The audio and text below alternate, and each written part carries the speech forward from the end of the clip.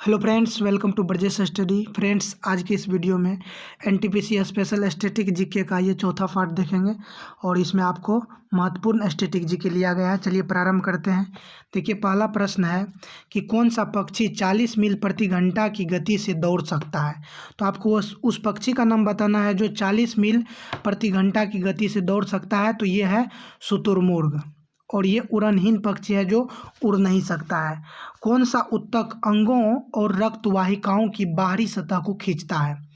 अंग और रक्त वाहिकाओं की बाहरी सतह को खींचता है, तो इस ऊतक का नाम है उपकला ऊतक। नेक्स्ट है कि दुनिया में पाए जाने वाले सबसे लंबे सांप का क्या नाम है। तो दुनिया में जो सबसे लंबे सांप है वह सांप का नाम है जालीदार अजगर। सबसे लंबे सांप यहाँ पूछा जा रहा है, जहरीले नहीं है। सबसे लंबे यानी लंबाई में कौन सबसे अधिक है, तो इस सांप का नाम है जालीदार अजगर। मेटामॉर्फिस में नहीं देखा जाता है, मेटामॉर्फिस में नहीं देखा जाता है। मछलियों का वर्ग जो होता है उसमें मेटाफोर्मिस नहीं देखा जाता। आपको ध्यान देना है कि मेटामॉर्फोसिस जो है ये मछलियों के वर्ग में नहीं देखा जाता है। डिवोनी कल्प को किस रूप में जाना जाता है। डिवोनी एक कल्प है, इसे किस रूप में जाना जाता है, तो मछलियों का स्वर्ण युग। डिवोनी कल्प का आपको ध्यान देना है कि डिवोनी कल्प को मछलियों का स्वर्ण युग कहा जाता है।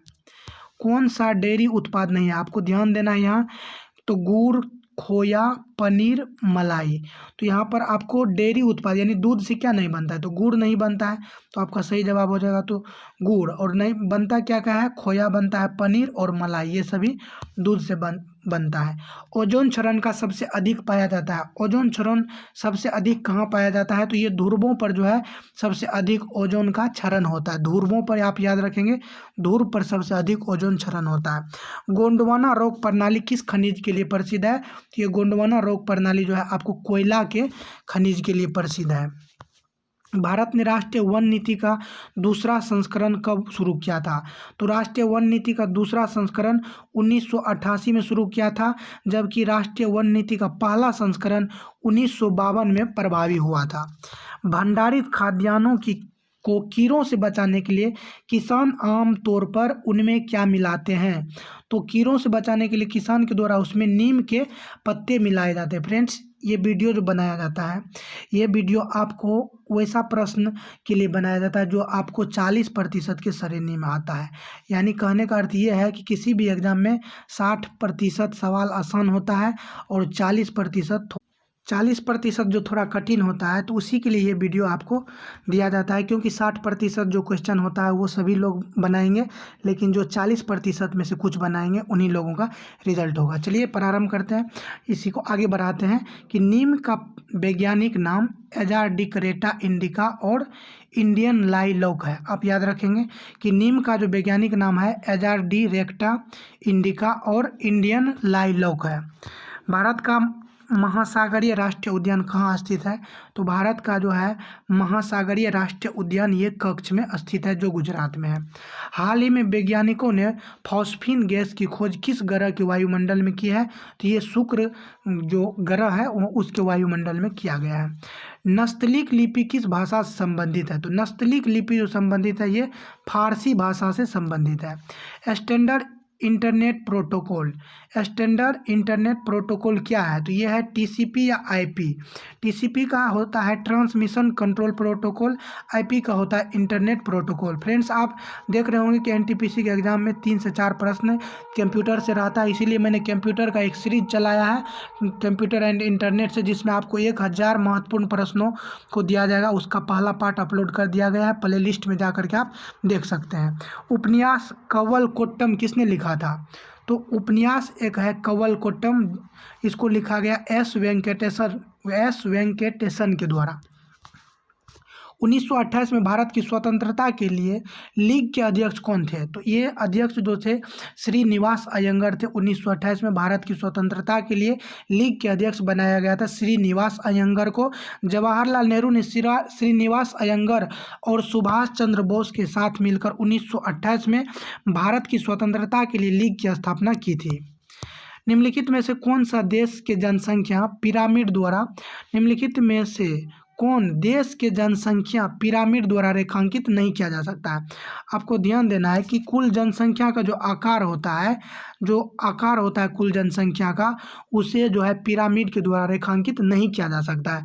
आकार के अलावा यदि कुछ ऑप्शन में आपको दिखेगा तो वो सभी किया जाएगा, लेकिन आकार को पिरामिड के द्वारा नहीं दर्शाया जाता। आप ध्यान देंगे यहाँ कि खान अब्दुल गफ्फार खान को फ्रंटियर गांधी के नाम से इसलिए बुलाया जाता है क्योंकि वे अहिंसा के महान समर्थक थे। और अहिंसा के महान समर्थक थे। शांति की वकालत करने के लिए उन्होंने खुदाई खिदमतगार शुरू किया था, जिसका अर्थ होता है ईश्वर के सेवक। आप ध्यान से इसे याद रखेंगे। खुदाई खिदमतगार का अर्थ क्या होता है? तो ईश्वर के सेवक, ईश्वर का सेवक। खुदाई खिदमतगार अंग्रेजों के खिलाफ एक अहिंसक आंदोलन था। यहाँ से आपको प्रश्न ऐसे पूछा जा सकता है कि खुदाई खिदमतगार जो है किस प्रकार का आंदोलन था, तो हिंसक, अहिंसक या किस प्रकार का? तो आपको अहिंसक बताना है। और खुदाई खिदमतगार का अर्थ होता है ईश्वर के सेवक। नोबेल पुरस्कार विजेता कैलाश सत्यार्थी का जन्म कहाँ हुआ था? वेरी वेरी इंपॉर्टेंट, आप इसे याद रखेंगे। एक एक क्वेश्चन आपको बहुत ही इंपॉर्टेंट मिलेगा इस सीरीज में, इसीलिए आप इसे ध्यान से देखेंगे और लास्ट तक देखेंगे। कब आपको मिल जाएगा कोई जरूरी नहीं कहाँ मिल जाएगा। तो ये नोबेल पुरस्कार विजेता कैलाश सत्यार्थी का जन्म विदिशा, जो मध्य प्रदेश में है, 11 जनवरी 1954 को हुआ था। 11 जनवरी 1954 मध्य प्रदेश के विदिशा में इनका जन्म हुआ था, कैलाश सत्यार्थी। और कैलाश सत्यार्थी के बारे में आप लोग जानते होंगे कि शांति का नोबेल पुरस्कार 2014 में इनको दिया गया था। बचपन बचाओ आंदोलन के ये प्रणेता है।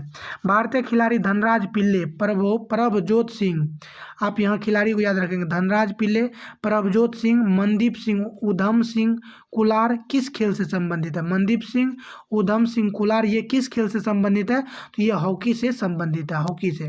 भारतीय खिलाड़ी विशाल सिंह, हनुत सिंह, ध्यान देंगे आप, विशाल सिंह, हनुत सिंह, किशन सिंह, लोकेंद्र सिंह किस खेल से संबंधित है? तो ये सभी पोलो से संबंधित है।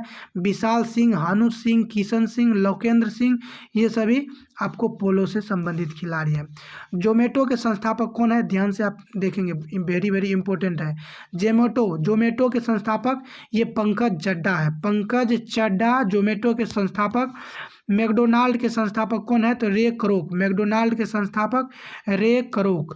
गूगल के सीईओ बनने वाले पहले भारतीय कौन है? तो ये सुंदर पिचाई है, जो पहले भारतीय हैं जो गूगल के सीईओ बने थे। और गूगल की स्थापना 1998 में किया गया था। और गूगल जो है इसका मुख्यालय आपको अमेरिका में हो जाएगा। इसी के साथ ये वीडियो कंप्लीट हुआ। यदि आपको अच्छा लगा होगा तो आप वीडियो को लाइक कर दीजिएगा, चैनल को सब्सक्राइब कर लीजिएगा। तब मिलेंगे अगले वीडियो में, तब तक के लिए जय हिंद, जय युवा।